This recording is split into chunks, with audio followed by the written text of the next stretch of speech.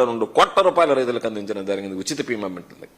అంటే రాష్ట్ర ప్రభుత్వం వాటా, కేంద్ర ప్రభుత్వం వాటా, రైతు వాటా పూర్తిగా 100% భరించాడు.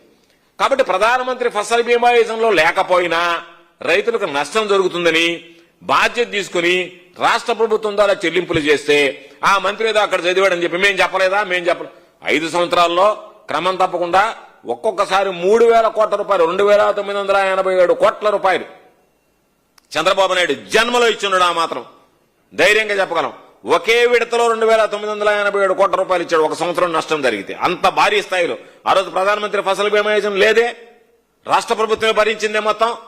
కాబట్టి ఆయన చెప్పినటువంటి సమాధానంలో ఏం చెప్పాడు?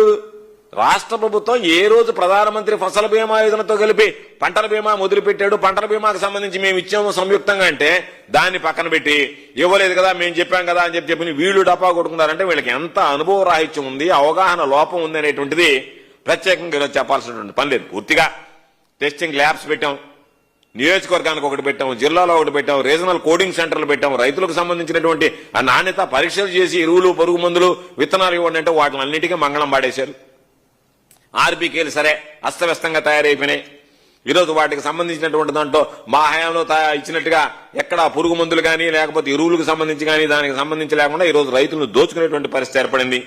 ఈరోజు రాష్ట్ర వ్యాప్తంగా 250 పైచిలకు ఈరోజు ఈ ప్రభుత్వం వచ్చిన తర్వాత ఆత్మహత్యలు చేసుకున్నారంటే దానికి కారణం మీరు రైతుల పట్ల తీసుకున్నటువంటి వ్యతిరేక నిర్ణయాలు, రైతుల పట్ల మీరు చూపిస్తున్నటువంటి నిర్లక్ష్యం, వ్యవసాయం పట్ల మీకున్నటువంటి అశ్రద్ధ, నిర్వీర్యం చేసేటువంటి పరిస్థితులు ఈరోజు వ్యవసాయాన్ని, రైతాంగానికి సంబంధించి. దానివల్లనే ఈరోజు విధి లేక, గత్యంతరం లేక ఈ ప్రభుత్వం మనల్ని ఆదుకుంటుందనేటువంటి నమ్మకం, విశ్వాసం లేక రైతులు ఈరోజు పాపం ఆత్మహత్యలకు పాల్పడేటువంటి పరిస్థితి ఏర్పడింది. 250 మంది పాపం రైతులు ఈరోజు చూస్తేనే ఎంత దారుణమైనటువంటి పరిస్థితులు ఈరోజు ఉన్నాయి, ఎంత అమానవీయంగా ఈరోజు ప్రవర్తిస్తుంది, ఎంత